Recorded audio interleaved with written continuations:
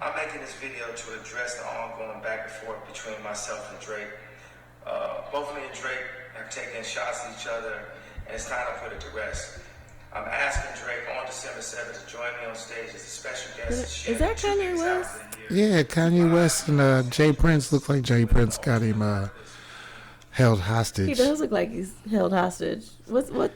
Okay. He's just in a little dark room. Probably after that interview, Jay Prince was like, "Hey man, let me holler at you." Did Kanye or Jay Prince and Drake, are they friends, or you think Drake or Jay Prince told Drake to do that? I don't understand what's happening right there.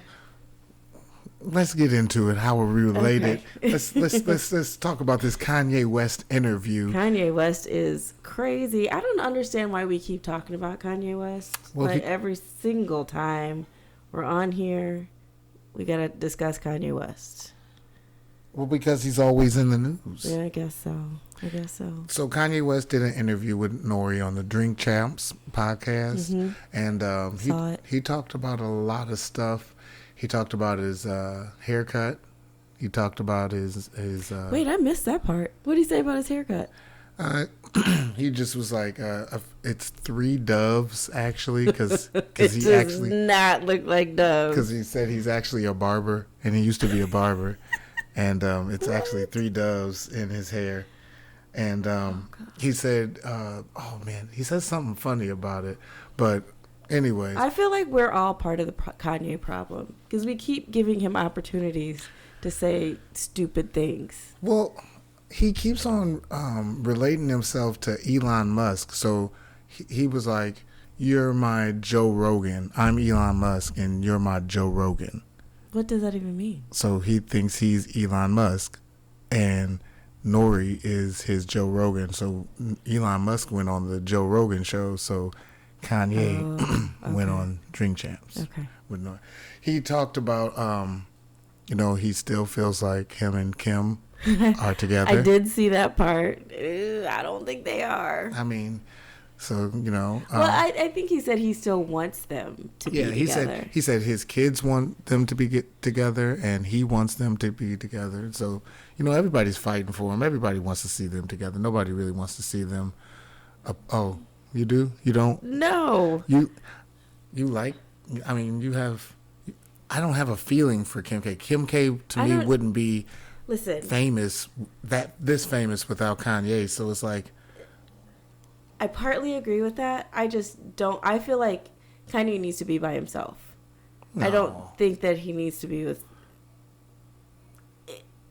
I don't think he's stable enough to be in a relationship. I mean, he might not be, but he's in this is the best relationship I think that he's been in. So it's like he's always dogging her family, dogging her mother. They're doggable because that's his wife. But I mean, she does things like it doesn't matter. For the clout. She does things for clout, and he doesn't like it. It doesn't matter. You're supposed to be on the same team. You're supposed to be on the same team. They definitely not equally yoked. They are not. He's a horrible communicator. I can't say that she's the best communicator, but at least she knows how to communicate. I just don't. I don't. He says she's a great organizer. I believe that. She's a very good organizer. I think she kind of started off organizing like closets for celebrities and stuff. Yeah, she was Brandy's assistant or something. He talked about he wants to take himself public and be a he's going to take himself public and make $1 trillion. He said he's fighting for the T. Okay. So he said, "What's the T?" And he's like, $1 trillion. All right. And what, the Kanye West brand? No, just Kanye West as the person. He said that I don't know. No, I don't know. And you know what? I'm not going to sit here and rack my brain and try to understand Kanye West. I don't know. I'll never know. He's upset with Big Sean. Yeah. Now, what was that about? Well, he feels like Big Sean and John Legend. If a person changes your life, if somebody comes in and makes you ultra famous, like millions and millions, like a multi-millionaire, he feels like you should have nothing bad to say about that person in public. So if you don't agree with something that person says, you should just shut up about it. You not should shut up, but you should not say anything negative in public about that person. That is so false, especially if it's redhead Kanye West and all the negative, stupid, irresponsible things that he said. They're supposed to just shut up about it? I mean, they're not supposed to shut up, but they're not supposed to talk down on him and say he's crazy and say, oh, this is Kanye being Kanye, and he's like just writing him off. You should say, maybe you should talk to him. Maybe you should ask him about it.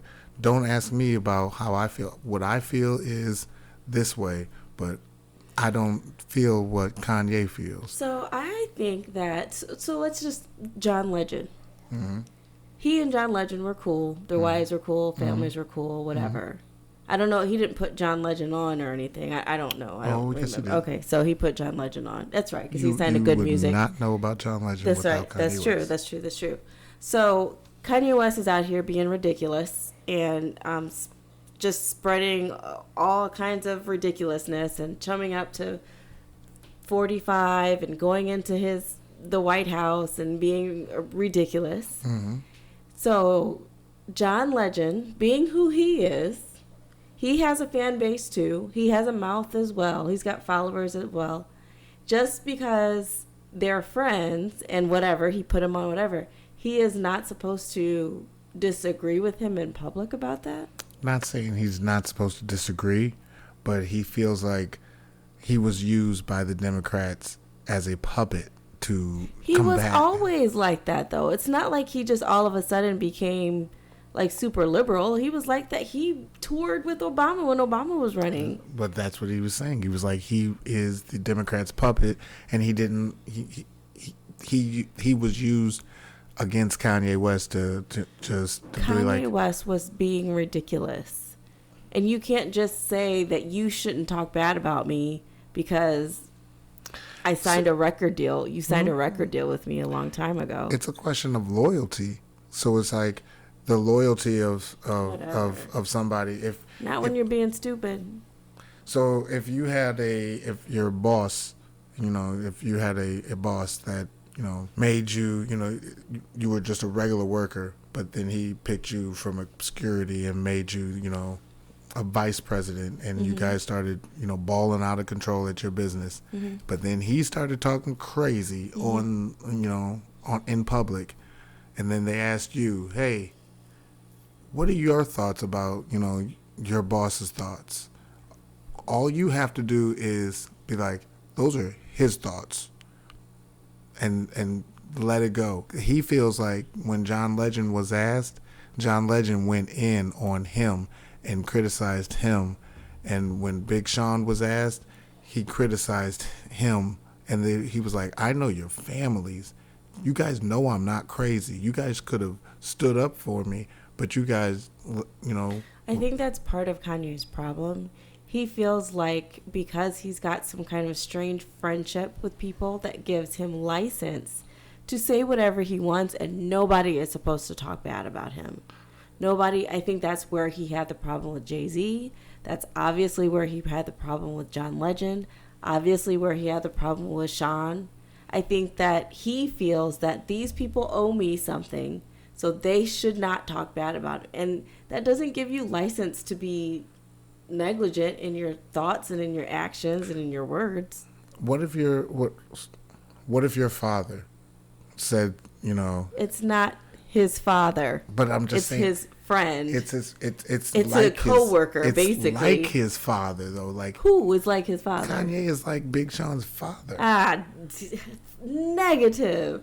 Are you kidding me? Big Sean set up the studio and freestyle for Kanye West out of a Detroit studio just to get on. It's not like his father. I would not say that Kanye was a father figure to Big Sean. I mean, I believe if you went back and listened to some of the interviews, Big Sean would have said that Kanye was a father figure to him in his early stages. And that's why I feel like he's so hurt by him right now. Big Sean says he owes me about $6 million. And also, Big Sean is scheduled to be on the next Drink Champs. That he was supposed to be on the one before Kanye West, but something happened. Wait, Kanye owes Big Sean $6 million? Yeah, because he was signed to his label. They were both signed. That's what I'm saying. They were both signed to his label. So why didn't he give him the $6 million? Well, he's probably never going to get it now, but, I mean... Anyway, moving on. I can't with Kanye. He's taking up too much of our time. Well, there's still more stuff in this interview. Well, what? There was... He definitely said he would have to battle 4 people if he did a versus. He said he had to do a producer versus, a rapper versus, a bars versus, and I don't know. You're really done with Kanye West. I've been done with Kanye West. Well, what about Kim Kardashian? Oh, well, see, here's the thing with Kim. I don't know what she's going through. She's going through a sloppy divorce. But Kim, if you're listening, which I don't know if you are or not, I doubt it. Pete Davidson is not it. But Pete Davidson might be it. Because I don't know how he does it. Pete Davidson is cute to the younger crowd. To who? To the younger girls. I don't understand. And maybe they're just friends and you know what? They haven't confirmed anything. But I've heard they've been going out on little dinner dates and all that stuff. But maybe they are just friends. He probably sits around and makes her laugh. And that's what she needs right now. After being with crazy-ass Kanye for the past 7 years, she probably needs to just sit down and laugh, and maybe that's what he does for her. So you know what? I've totally just changed my mind about all this. Have at it, Kim Kardashian. Kanye definitely unfriended Pete from Instagram. Were they friends on Yeah. Instagram? And he unfriended him? He definitely unfriended him. That's hilarious. How you ever mess with my girl, man? That's dirty. Well, I mean, you shouldn't be crazy. I mean, she's been she had 4 of his kids, and now did. she's like, oh, all right, I'm done. No, it's not like now. She wanted to stay with him, but he continued to be not a good husband to her. I guess I don't know what goes in the inner workings. You know it, and we know West nothing House. about any of this. So I think everything that I know is TMZ told me. I was gonna say it sounds like hate to me. I know. It sounds like a little Scottie Pippen-ish to me. Scottie Pippen is. Scottie Pippen is the new hater of the week. He is. And I just can't. You know what? I try to have some empathy for Scottie, but I can't.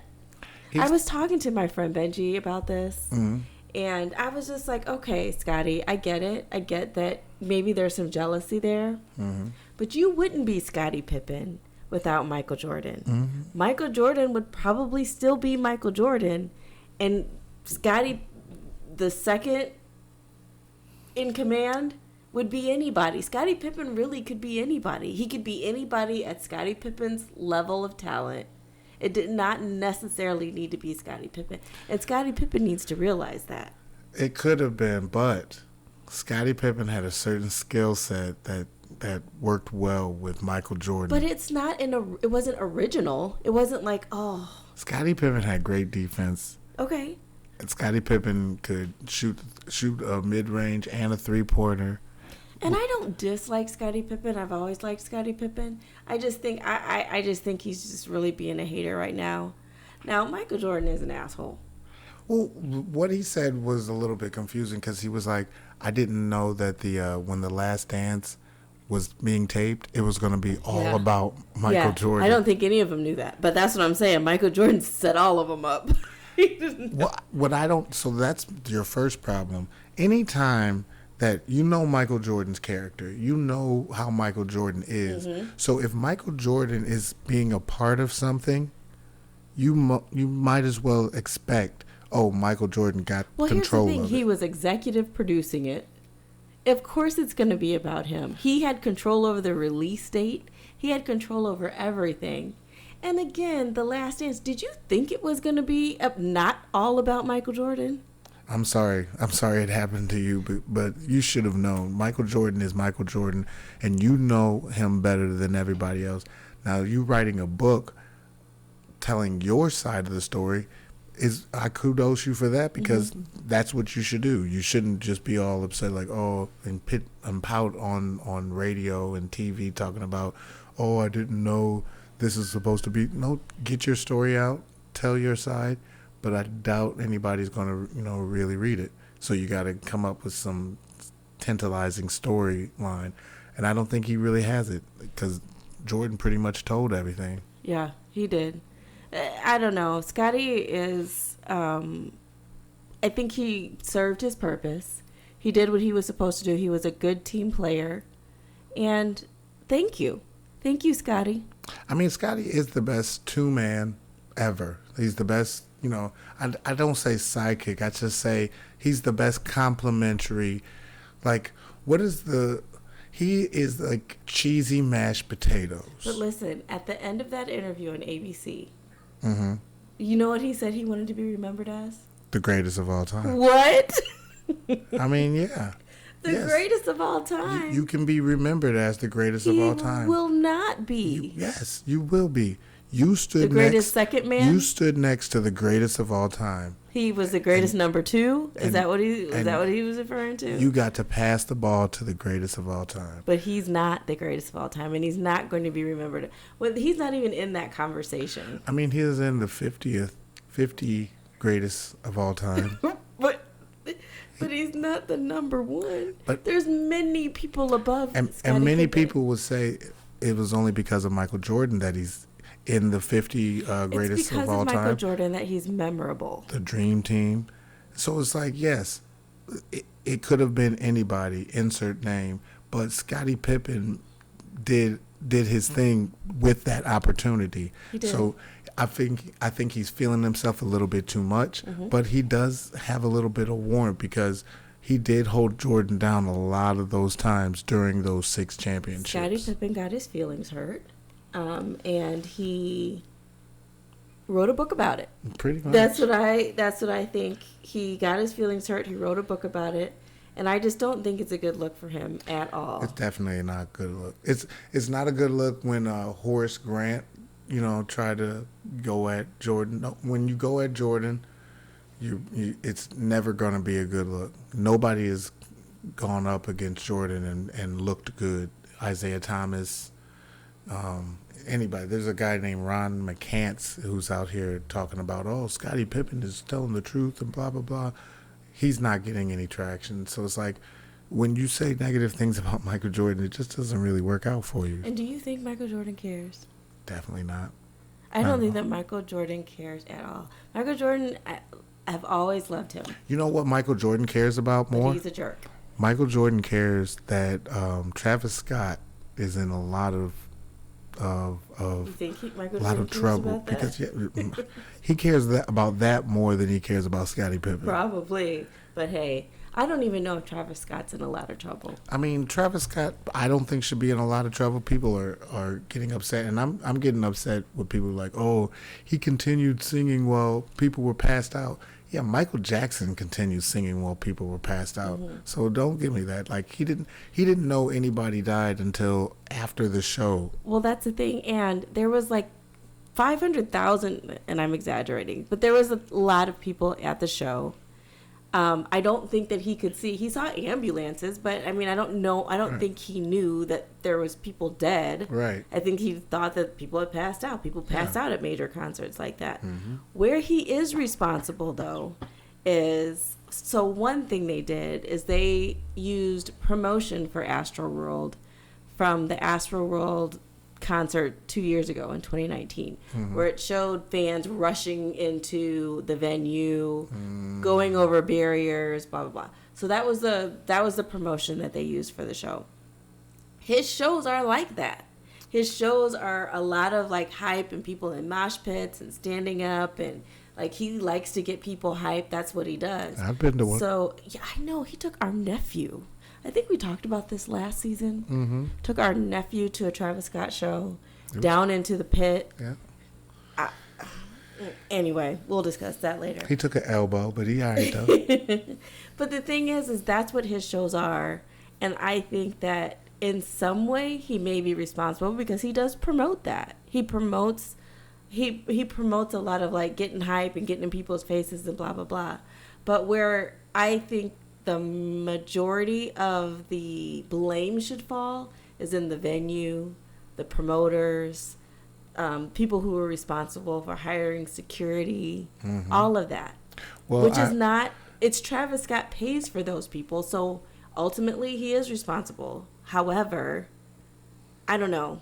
I think it's... I don't think it's all 100% on him. I think it's partly the fault of the people rushing the thing, because it's like, if you rush the venue and they're not supposed to have you at that venue, like you're not a ticket holder. Yeah. Now it's being too crowded. Yeah. Now it's a fire hazard. Correct. Now if somebody passes out, you might not be able to get Correct. to them in time, and that's what started happening. Worst case scenario, everything that would happen if all of those things were to happen, everything happened. I heard the death toll is up to 11 now. Yeah, and I heard a security guard was trying to help somebody, and they had to administer Narcan. I know. What was that about? Because apparently he got drugged. Huh? So somebody was out there, playing Pokemon and sticking people with. That's so ridiculous. It's like, I don't want to do drugs. Don't poke me. Don't stick me with any needles. Don't do anything to me. It's like, I'd rather just not go to this type of concert. Yeah.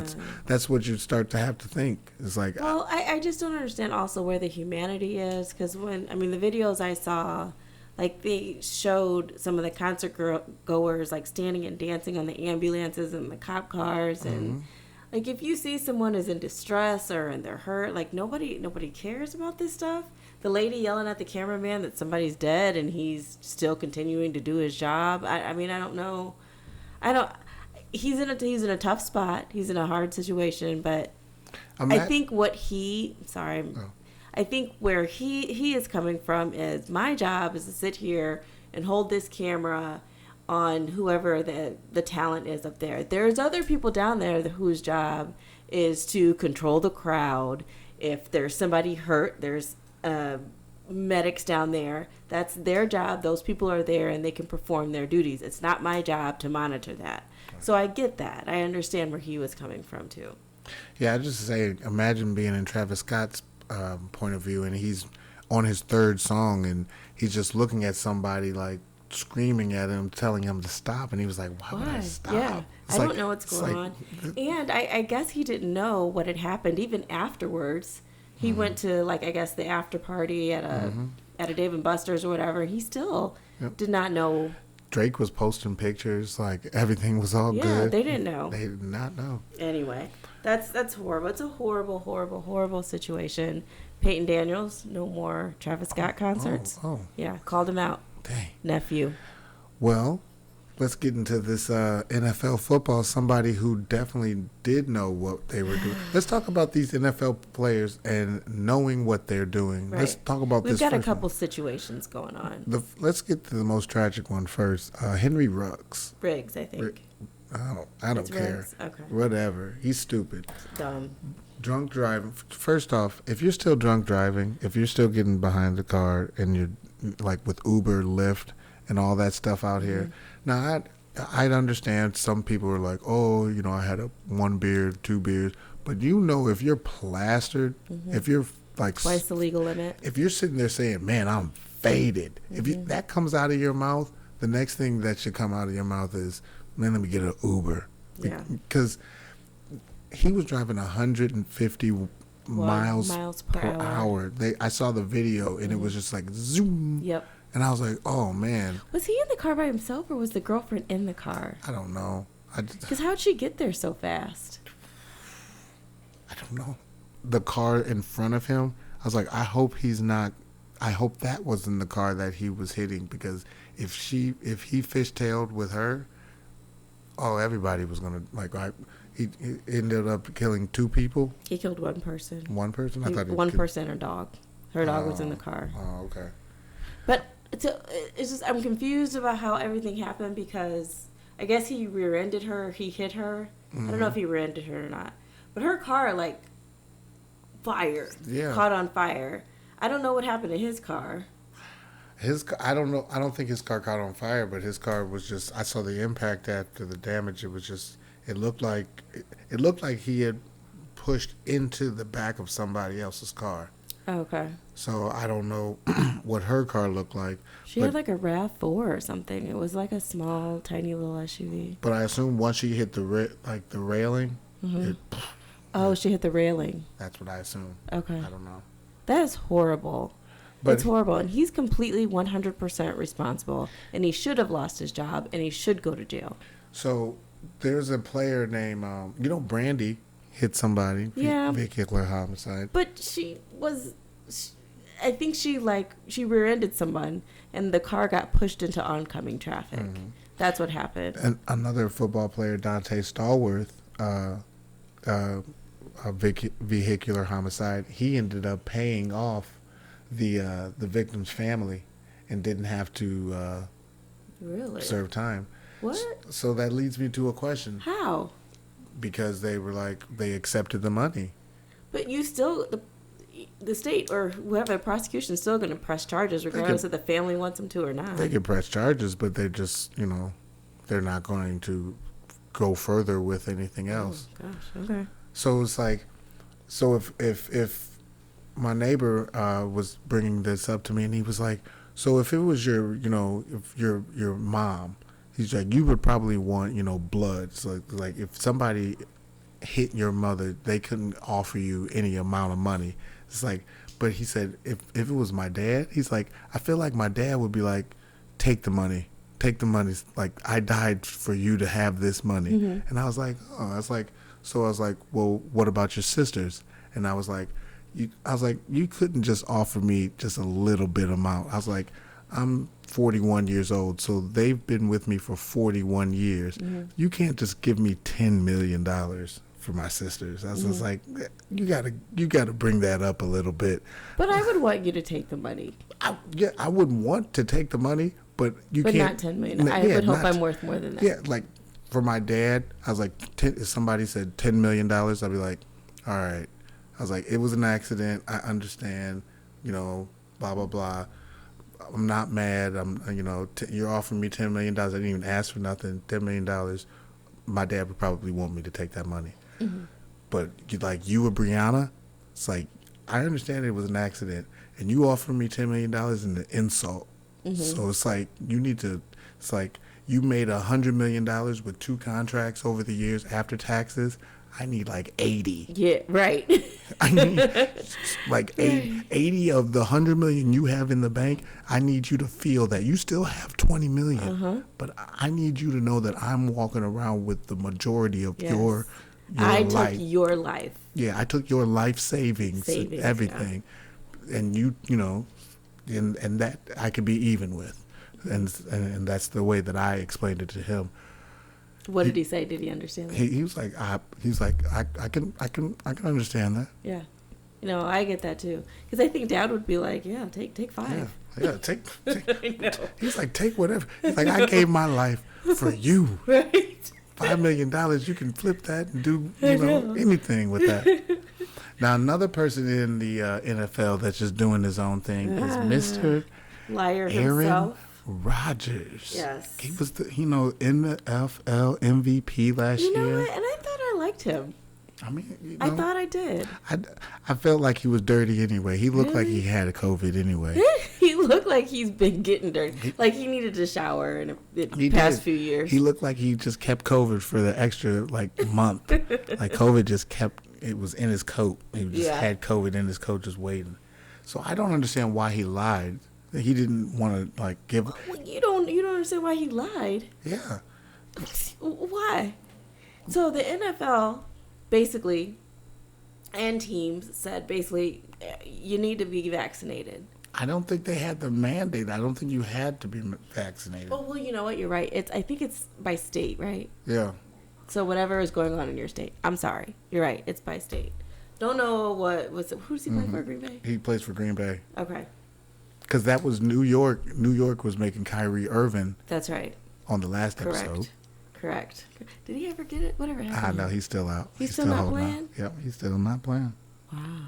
They're thinking Christmas, but I don't know. Christmas, is he going to play for another team so he can? No. So I have a question. I'm sorry, I'm backtracking though. So any team that comes into New York and plays that's not if the person is not vaccinated, do they get to play? Mm-mm. If your player is not vaccinated, Really? that player is not allowed in the stadium. All right, New York. A lot of California is starting to be vaccination only. Like, you can't have a COVID-free test. You have to be vaccinated. Oh, I heard, like, to go into the restaurants and to stuff. go to anywhere into LA now, or into California, starting just like now in New York, they're starting now in California. So it's on the coast now. It's about to be pushed into the middles. So for Aaron Rodgers, do you think he lied or do you think he misled? Well, he definitely lied because he said, "I'm immune." He said, "Are you vaccinated?" He said, "Yeah, I'm immunized." So Immunized, he's yeah. immunized. So he said, "Yeah" Yeah. to the question, "Are you vaccinated?" And then he gave an immunized, whatever. Mm-hmm.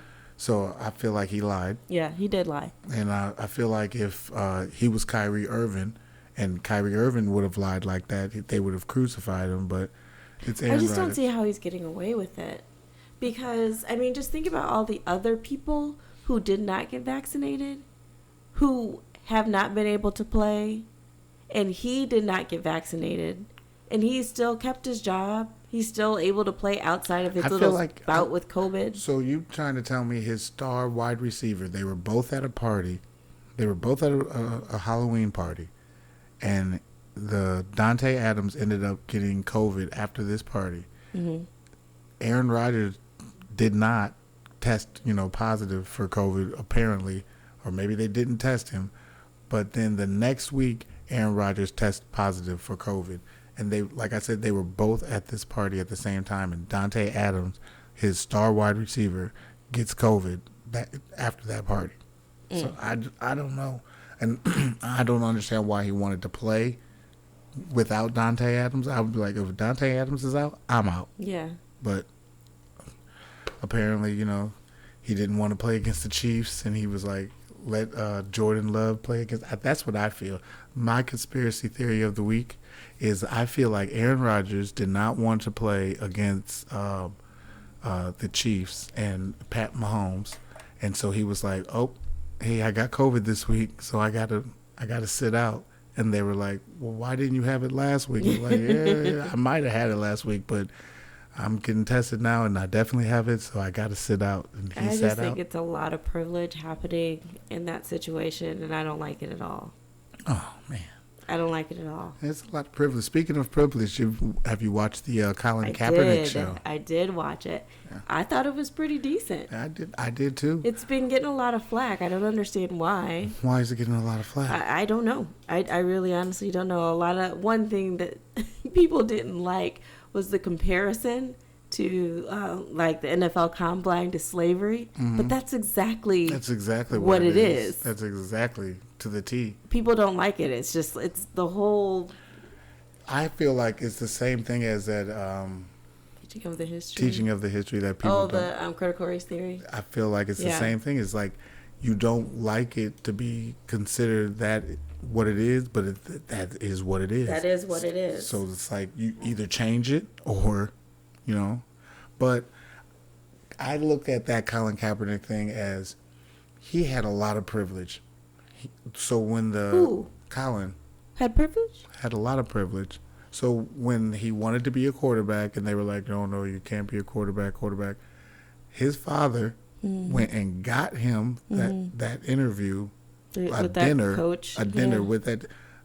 Any other regular kid from the regular city can't get a dinner with that coach to, let him feel him out. Mm-hmm. So then, then he goes and there was another goes to thing. That camp. He goes to that camp, and I was just like, you get into this camp, you get to drive. Your mom and dad are driving you to this camp all over the place. A lot of the kids don't get that opportunity, so it's like, you had to suffer through hotel managers being critical of you. You had to suffer through police pulling you over when you drive, but you had a lot of privilege along with it. You just didn't get the full package. Well, I think that, I kind of hear what you're saying. I somewhat disagree, because what he was noticing is, yes, he was at these places, but he should have been at these places. While he was there, though, he suffered the discrimination that his peers did not suffer. And you want to call that privilege because he was there. Everybody should have the opportunity to go. Everyone does not have the opportunity to go. But while he was there, it was like they treated him as if he should not have been there. And that's where I think they were coming off as, he's gotten these opportunities, but like what, at the cost of what? At the cost of him living with the family that he lived with. They decided to adopt him. Mm-hmm. So it's like the another thing I picked up on was when he was like, I was never anybody's first pick. Yeah, and know. I was like, dang. That was like. I was like, even in the pros, like you weren't, That was like the line from the entire 6 episodes. That was the one line that really stuck with me. Because it was true. It was true. He was never anybody's first pick. But he always, made it. He always made the best pick. He was always, I'm just looking at his NFL time because everybody was like, oh, Colin Kaepernick can't do this, can't do that. And he took him to the Super Bowl. Yeah. So it's like, but I also look at his situation of adversity, of all those things happening to him. I said my other hot take is I don't think if Colin Kaepernick didn't get injured the second to last year of his career in San Francisco, he would have never taken the knee that last year in San Francisco. Well, really? Because I feel like he, if I'm watching this correctly, I feel like he understood the moment that he was in, and I feel he was thinking, this is the highest that I am ever going to be. I went to the Super Bowl. I just got injured. I'm at the end of my contract. They paid me a lot of money, and they're probably about to cut me. Mm-hmm. You know what? This is the last time I'm going to be able to make a stance. I'm going to do something, to make a difference. If he never gets injured, I feel like he never takes that knee because he doesn't feel like, oh, it's not over for me. He thinks he's going to prosper, and he might take the knee later on in his career. But he took it at, people were like, oh, he was really hot. It's like, he really wasn't. He was getting benched. He was nursing an injury. He was coming back. He didn't have a good record. His coach was getting fired. So he really didn't have anything to lose. I'm a 49er fan. I watched the whole thing happen. Mm-hmm. And I was just like, oh, Kaepernick's taking a knee. Who's going to really care? Well, nobody cared because nobody cared when he was just sitting on the bench. Yeah. Nobody said anything when he was just sitting on the bench. It was the man, the Army man that was like, don't disrespect the flag. Take a knee. Don't sit on the bench. And so he started taking the knee, and then it blew up. Yeah. I don't know. I didn't follow Kaepernick's career as closely as you did. I just think that, it's unfortunate that, all this was going on. But I do believe that he probably did all this because of the history and the background and the things that he went through getting up to this point. Mm-hmm. He probably did have a little time to think about, okay, I was adopted. I played baseball. Nobody believed I could be a quarterback. I had an opportunity to play quarterback. I got into the league, or I went to Nevada. Like, nobody wanted me. So was it true that he didn't really get an offer until like the late in his senior year? Yeah, late into his senior year. So nobody wanted me to play quarterback. I went to Nevada. I got drafted. But he defeated the odds, and it's a good story. It's a good show. It's a great show. But I took away from that. I just was like, man, I really see why he feels like he was chosen to fight this fight. Yeah. Because it's like, it was over for him. Mm-hmm. It was over for him in the NFL. And it's like, that pretty much made him still relevant. That kept him going. And I'm not saying he did it for the fame. I'm just saying he picked the perfect time. Yeah, I definitely don't think he did it for the fame. Yeah. I'm positive that's in no way, and I'm saying he did it for fame. I'm just saying he his strategy of when he did it, because I'm saying he was not going to get in the league. They keep on saying, oh, he's going to get a tryout. Nobody wants him. It takes him too long to wind up, to throw. He can run very fast, but if he's running and throwing, it's It's a scary sight. Oh, so you don't think he's a good quarterback? No, he's not. It's not a good quarterback. There's a reason the teams that need quarterbacks have not signed Colin Kaepernick. But they've signed worse. They have signed worse because all the stuff that comes with it, it's like, you're not going to be good anyway, and then you're going to have all this stuff. All this drama. Yeah, I get it. I didn't know he was a bad quarterback. So in this episode of How Are We Related, I took something from the internet when I saw Freddie Gibbs was being interviewed by the Ghetto Boys. That's Willie D and Scarface. So Freddie Gibbs is a gangster rapper out of Gary, Indiana. He uses this the slang term of ESGN. It says evil seeds grow naturally. And he just raps about selling crack in Gary and doing crack dealer type things. Never heard of Freddie Gibbs. Freddie Gibbs is a really good rapper out of Gary, Indiana. Shout out to Gary, Indiana. Right. So he says he was looking for property in Houston, and he was he was looking at property in Texas, and he said, I'd rather live in Houston, or I'd rather live in Austin than in Houston. He said, because there's too many pretty much black people in Houston, and I'd rather live in Austin where I could feel safer. Oh. And this is coming from a gangster rapper. So how do you feel gangster rappers saying that they'd rather feel safer? Because he said, my main objective is to get home to my 3 kids. So he's rapping about being in tough areas and doing tough things in tough spots, but he's living in the safest area that he possibly can. Which he concludes is white. The safest area for him is a white area. Yes, because he said a white person has never tried to shoot him, stab him, or rob him at gunpoint. Well, I think you need to do the best thing, the best possible thing, and put your children in the best environment possible. I think that there are areas of town.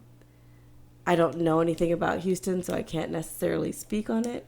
But I wouldn't necessarily say that it's only white neighbors that will keep you safe. I completely disagree with that. I don't know what areas you're focusing on or what areas that you are. I mean, they can call the police real quick and it get real hectic for you out there in that white area. So I mean, it's different things that you have to look out for. But I feel like he knows how to navigate around white people better. It's about exposure, really. I think he probably needs to expose himself to different areas. And I think it's a mentality that's not necessarily developed if you're thinking that the safest place for you to be is in a white-only neighborhood.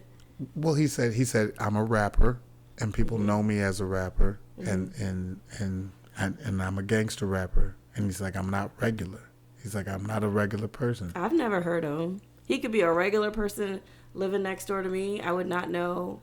I wouldn't know he was a rapper. I don't know who he is. I don't think that any person that I know, and you know the people that I know, would know who he is either. So he could live right next door to me, and I'd have no idea. So he could live next to you, but if he wore all those gold chains, I wouldn't think he was a rapper. I mean, I don't know if I'd automatically think he was a rapper. I don't know. I don't know. That's good. Because I definitely think anybody who wears multiple gold chains. You think they're rappers? Oh, definitely a rapper. Why in the world? No, listen. If you have multiple gold chains with multiple emblems on them, on the gold chains. Now, if you have the little ones, the little baby ones that have the picture of your grandmother on, I understand. But if you have the trunk jewelry, the big old, you might be right. Because I'd be like, "What job are you going to with all that on?" And it's clinking, like clinking, besides the studio, right? So I'm like, "Oh, you're definitely a rapper, or you're an aspiring rapper. When's your mixtape coming out?" It's like, you might be right. I might think that. Because if you're a doctor, I'm like, oh, okay. It's like, all right. You just like to wear chains at the house. You just wear all your chains inside the house. Right. Because you can afford it. Okay. Getting up at noon every day. Speaking of rappers, guess who's getting a divorce? Kanye. Outside of Kanye. Stevie J and Faith. I know. I didn't even know. That was a real marriage? Apparently. Oh, Apparently, man. Then I read something on TMZ that says this is his first divorce. Oh. Was this his first marriage? I guess. I had no idea. He didn't marry What's her name? I don't know any of them. What's her name? Stevie had the one to go through the Stevie. Jocelyn. Jocelyn, yes. Jocelyn Hernandez. She's got a show. She what? She's got a show. She has a reality show? Oh my goodness. So there's a show and this girl talked about she had a double abortion. Huh? Yeah, she's like, oh yeah, something, and I had twins, and I had a double abortion, and this girl said, ooh, double homicide. What? I fell out. That's horrible. It is horrible, but that's a Jocelyn Hernandez show. So that's the type of stuff that you hear on the Jocelyn Hernandez show. But I gotta cut out because I gotta do this mourning. You know, Alpo died, and you know I'm really sad about that. You know, all the hustlers in Harlem are mourning Alpo. But didn't he kill like a whole bunch of people? I mean, R.I.P. Alpo. You know, like a whole bunch of people. I mean, R.I.P. Alpo. Okay. You know what I'm saying? All right. This is How Are We Related. I am Brennan J. It's Brett Janelle. All right, I'm out. Peace out.